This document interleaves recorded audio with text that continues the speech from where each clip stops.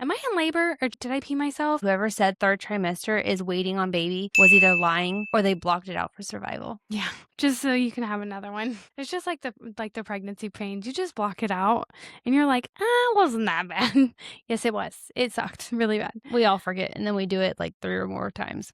The things that they don't tell you, aka welcome to the chaos. Real contractions are still confusing. Huh? They really are. Everyone says, oh, you'll know when it's real. Ma'am, I have Googled is this labor 47 times today. Clearly, I do not know. Okay, they come, they go, they fake you out, they regroup. They're like a toxic ex. You're timing them like a detective and still like, am I in labor or just aggressively uncomfortable? Truly, with my first baby, I was like in labor for weeks. Like I had contractions for weeks. And when I finally went into labor, like I still didn't really know. And then you go to labor and delivery and they turn you away. So the discharge. Nobody prepared us. Let's go ahead and say it.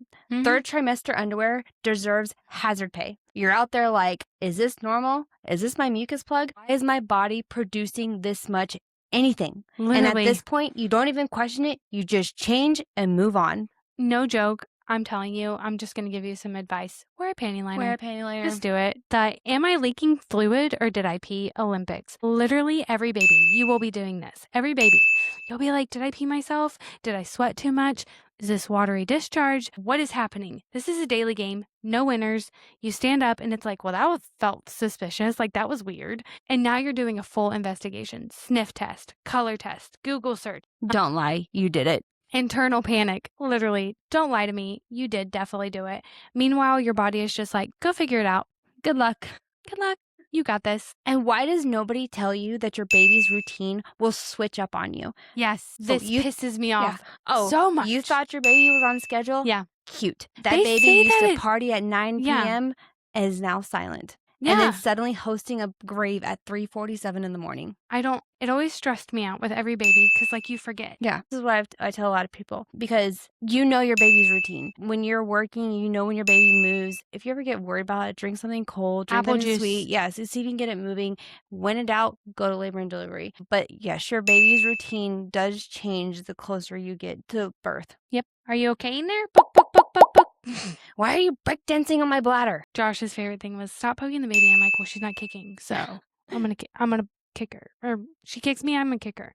How do I even count kick counts? So they say can't count 10 movements in 2 hours. Okay, but what counts? So rolls do count, jabs do count, tiny flutters count. That one like super weird alien shift that like feels the weirdest, like your whole insides are turning. That counts as well. Now you're bargaining with your stomach, like, can you just kick me one more time so I can go to sleep? There's many times I did that. And this is where routine matters. So like if your baby normally moves like after you eat something sweet and it's been like 10-30 minutes and they're not moving, go to labor and delivery. Yeah.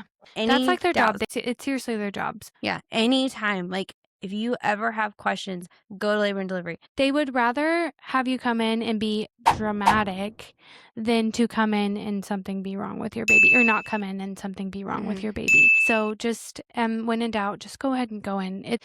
I know it's frustrating. I personally have been there. I have 5 kids and like I've done it with every one of my babies, gone in at least 10 times. So like there's no shame in it. Just like with everything, there's no shame. Lightning crotch and pelvic betrayal. Nobody warned you that your body will randomly choose violence. You'll be walking peacefully and suddenly, boom, you forgot your own name for a second. It's so bad. It's like a Charlie horse, but in your cervix. Like, I feel like that's the best way to describe it, is like the most painful thing in your cervix.